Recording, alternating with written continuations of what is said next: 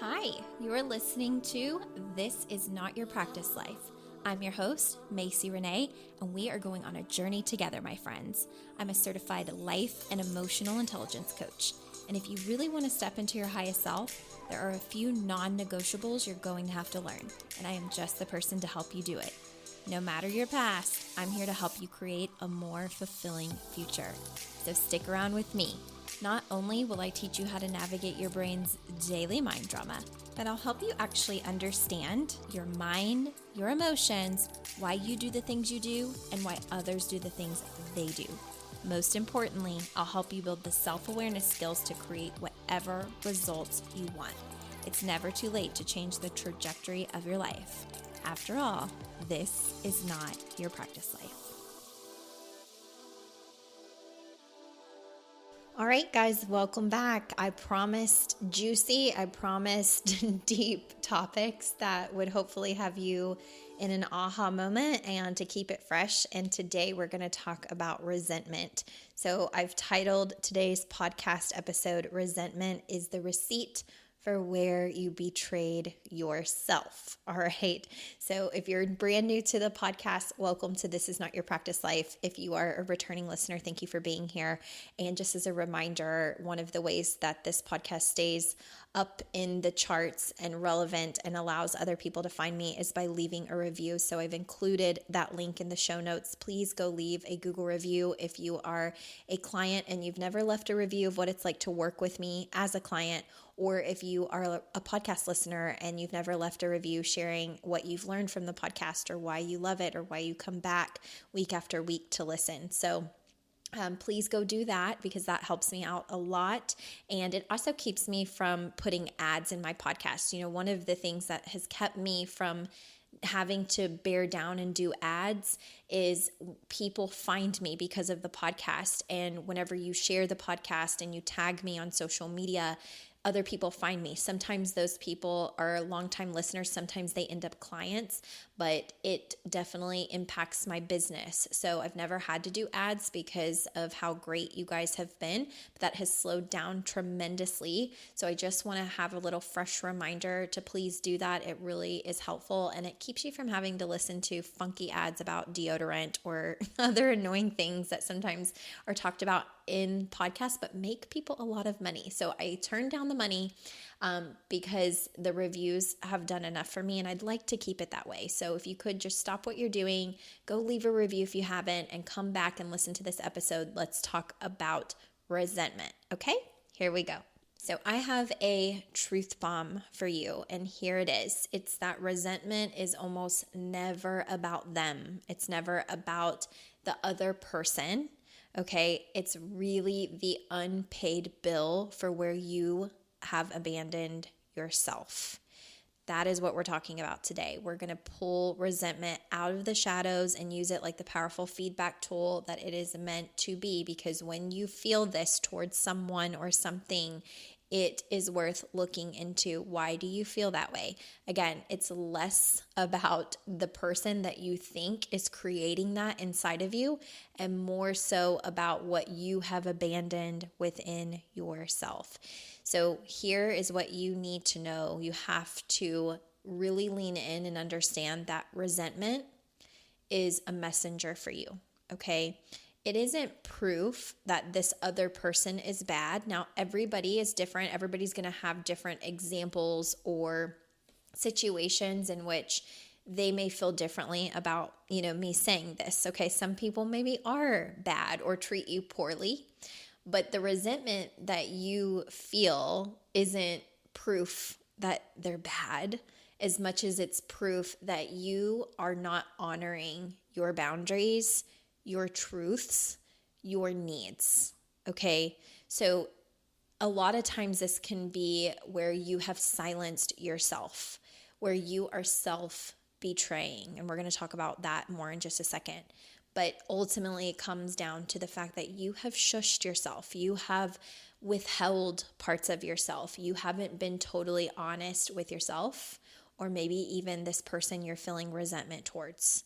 So it is a messenger for you. If you feel it, it points the arrow in the direction of you as to where have you stopped getting what you need or taking what you need or advocating what you need? Where have you stopped and why did you stop that? Okay. Resentment is ultimately you yelling at yourself from the future. Okay. So really think about that. It's like, why are we doing this? Why have you waited this long? Why are you not changing things? Why are you, not honoring your boundaries? Why do you keep people pleasing this way? Why do you not speak up? Why do you allow this treatment? Why? And it's easier to point the finger at the person or the situation you feel resentment towards and make them the bad guy, as opposed to leaning into the responsibility of the work you have to speak up, to advocate, to walk away, to honor your boundaries, to be assertive, whatever it may be. Okay, so keep that in mind. As I said earlier, it really hits on just this self-betrayal that is happening. And for a lot of women that I work with, it's a pattern. They have these self-betrayal patterns, and that can look like over-giving to people, over-explaining themselves in every little thing that they do or don't do, being endlessly understanding and maybe never really holding other people accountable. Okay, so like a lot of forgiveness, which is not a bad thing. However, again, resentment coming from the fact that they will give a lot of people grace, but maybe they don't feel like people give them grace, or they will give a lot of people understanding, but feel like certain things are not reciprocated, or maybe they're even being taken advantage of. And so all of these behaviors will then create an internal bitterness. So you have to understand that every time you say yes to something to avoid guilt, you're planting a tiny seed of resentment inside of you, So there's so many different ways that self-betrayal patterns can show up. I mean, even down to every single time you have a thought or opinion, and maybe it differs from someone, a friend, a spouse, a family member, and you don't actually speak your truth. You don't actually, work on sharing your voice. You let yourself be treated maybe any kind of way. Like, there's an emotionally intelligent way to be assertive. I tell my clients this all the time. Like, you don't have to be a doormat just because you're self-aware and more emotionally maybe mature than the people around you. Like, yes, emotional maturity is being able to regulate your emotions in the moment and not being impulsive and snapping on people, maybe, and necessarily like going off the rails. But there still is a level of self-respect that you can have for yourself, and not going into self-betrayal by advocating and speaking up and not people-pleasing and honoring your boundaries and being assertive in a very emotionally mature, emotionally controlled way. And it also doesn't mean that you can't be angry or feel angry, right? Anger is not a problem. Anger is actually, it can be very healthy as an emotion to express. It's how you do it. Okay, so you can be angry and still be emotionally mature. And a lot of times what we see in our society is that people don't know how to be with their anger. They feel it.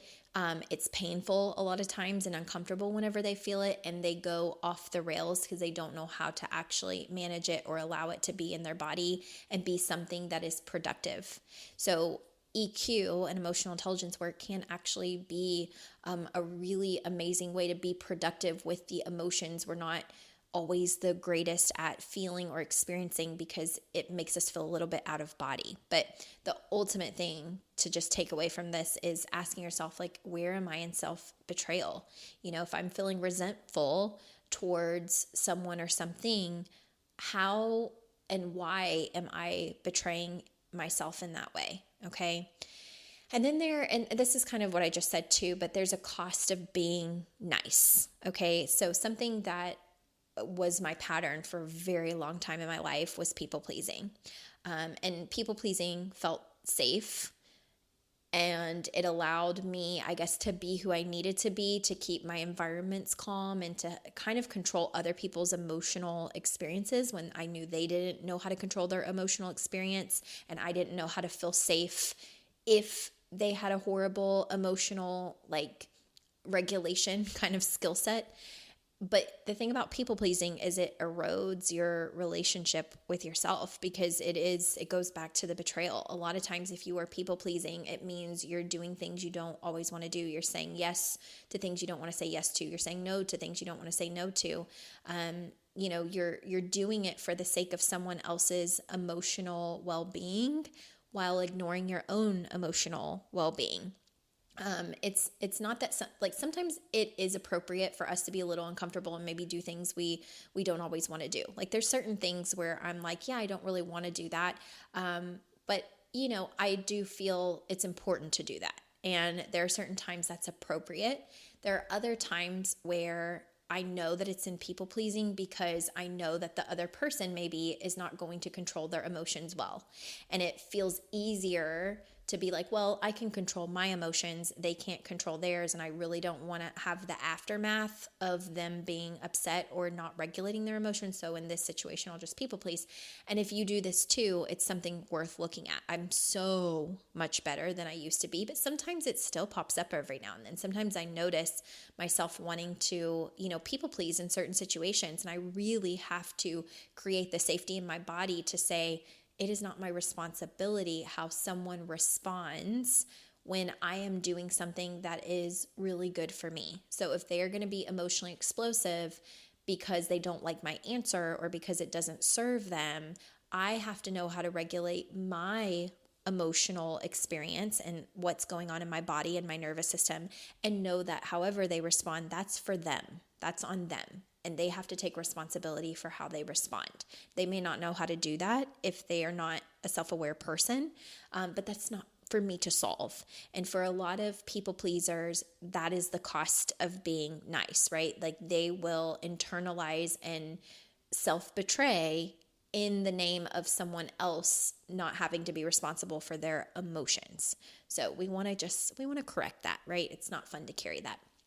And lastly, a huge piece of healing is just through accountability, you guys. It's huge. Okay. The fastest way to clear resentment isn't so much confrontation, but self-rescuing, meaning look at your shit, look at your stuff, look at why you're resentful in the first place. What do you feel like you've been robbed of or robbed yourself of in the name of whatever behaviors you have had that have created now this resentment towards another person?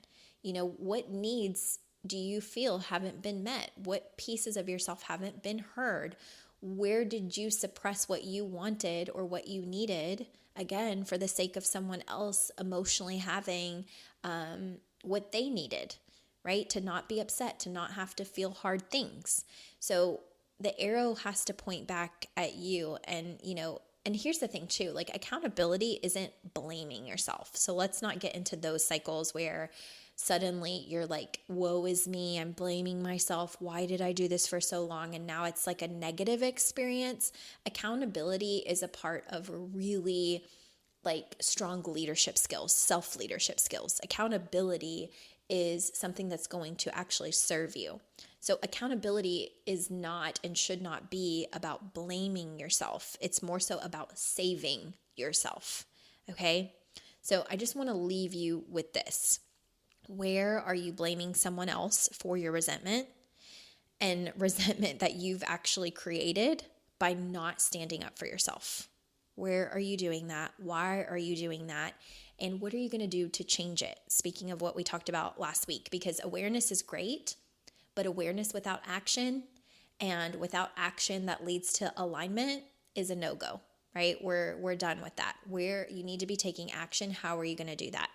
So if you're ready to take those steps, if you're ready to go from, oh, I know why I do this, or wow, I've had an epiphany for why I do this, and you've got the self-awareness part down, now it's time to take action. If you need help with that, if coaching feels like maybe the right way, if it feels like you and I would gel and be a really great fit, I highly encourage you to schedule a consult. That is one of the first and best things that you can do. We will talk about every category of your life, what you've got going on. What are you doing well? What are you not doing well? What do you want to be doing differently? How do we think you need to change or alter things to do it differently? What help and support do you need? And we will talk about all of that. And if it feels like a good fit for both of us, right, we can move forward with some form of coaching in a way that you're going to feel very supported and it's going to work with your life. Okay, so if you need any help with that, go to MacyRenee.com, schedule a free consult, and then we'll go from there.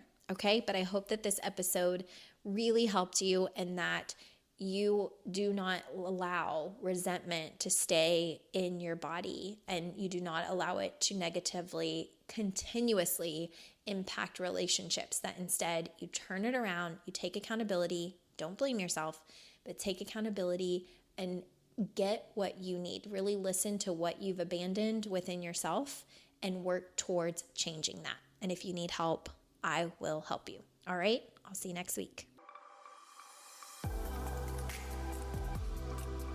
Hey there. Thank you so much for joining me on today's episode of This Is Not Your Practice Life podcast.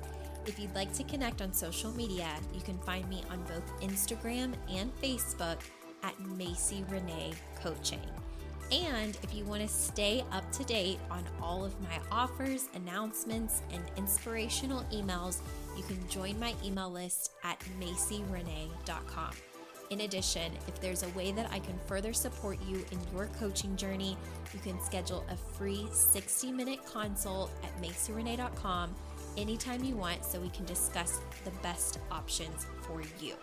I look forward to seeing you next week, and I hope you have an amazing day.